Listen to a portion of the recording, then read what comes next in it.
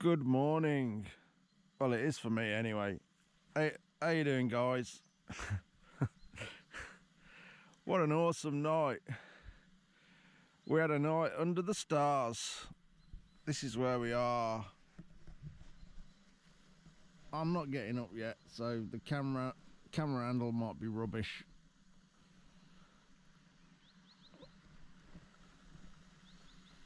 There's Skinny Pete there making the tea. Morning, guys. Getting the brew on. Whatever's over there, I don't know. I haven't looked that way yet. It was dark when we got here, but literally all the beds are outside under the stars. You cannot beat it. And what an amazing view we had last night.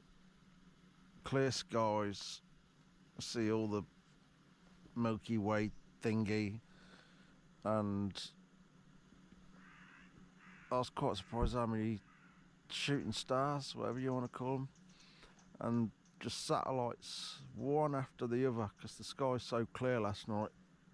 We obviously got no light pollution here, so it's satellite after satellite after satellite. It's quite good, all in different directions. And I didn't go to sleep till ridiculous o'clock because I was just fascinated by it all, and I just lay here looking up. You can't beat it. If you've never done that, you've got to do it. You've got to sleep under the stars.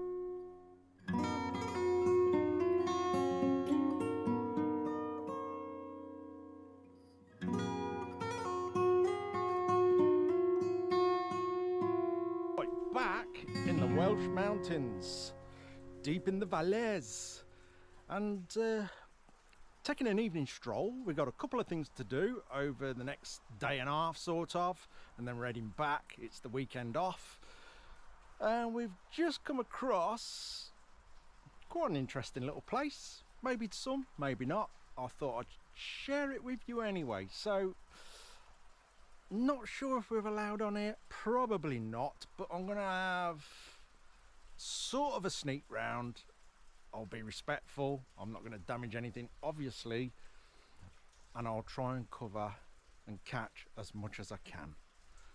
Let's take a look.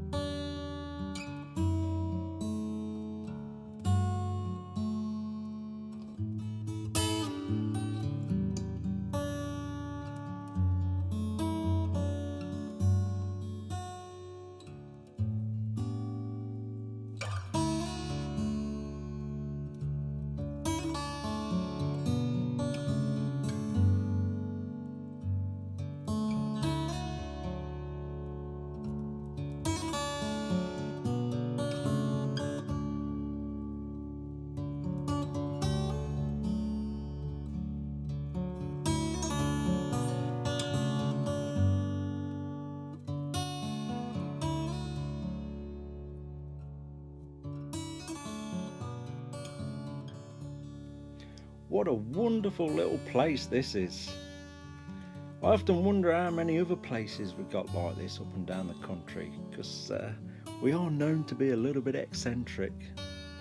This sort of reminds me of Fred Dibner's place when I got to visit there last year. You know, after seeing it on the TV as a kid with the hive of activity, all his friends there, Fred working on his steam engines, making that chimney and the mine, the pit head gear, and then getting to see it a complete empty shell. It's quite sad really. It'd be wonderful if we could save more of these places over time. This one was created by the late Mark Bourne and his wife Muriel. As you can see, parts of it are sadly crumbling away and nature slowly reclaiming the land back. This all started with Mark's love of Italy, where he would often visit for many weeks at a time. Armed with his drawing pad, Mark would spend days sketching some of his favourite landmarks, with the idea of recreating his beloved Italy back home in the Welsh mountains. Together there is over 30 miniature buildings, along with the winding paths and steps to each level. Each building was built from any materials that Mark and his wife could put their hands on, starting with chicken wire frames and any items like washing baskets, water tanks, even vehicle parts. Just about anything that would lend itself well to the shapes needed for each individual project. Even stone carried by hand from the river in buckets.